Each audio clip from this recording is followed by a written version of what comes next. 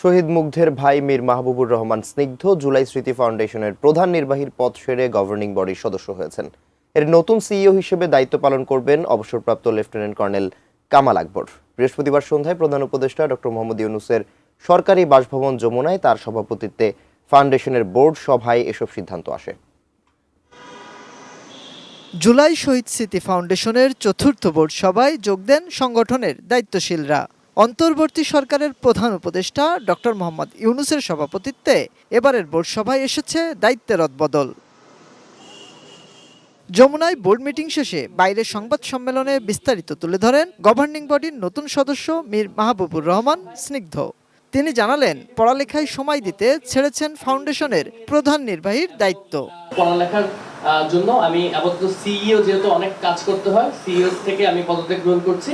আমি পরবর্তী এবং গভর্নিং বডিতে দায়িত্ব গ্রহণ করেছি। স্বাস্থ্যকর অল টাইম ফ্যামিলি কেক, সব সময় অল টাইম হেলদি লাইফ। জুলাই শহীদ স্মৃতি ফাউন্ডেশনের নতুন দায়িত্ব নেওয়া প্রধান নির্বাহী অবসরপ্রাপ্ত লেফটেন্যান্ট কর্নেল কামাল আকবর সহ কয়েকজন নতুন সদস্যকে পরিচয় করিয়ে দেন মাহবুবুর রহমান স্নিগ্ধ।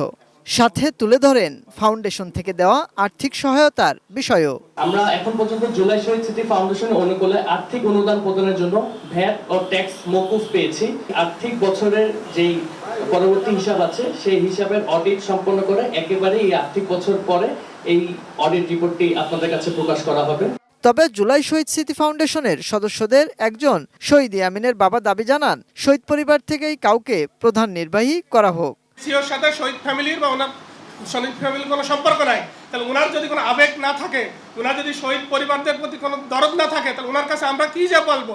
প্রকৃত শহীদ ও আহত পরিবারের সদস্যদের সহায়তা দেওয়ার দাবিও জানান তিনি। যারা আহত তাদেরকে কর্মসংস্থান দেওয়া উচিত ছিল। মাহাদি সেকেন্দার, এটিএন নিউজ, ঢাকা।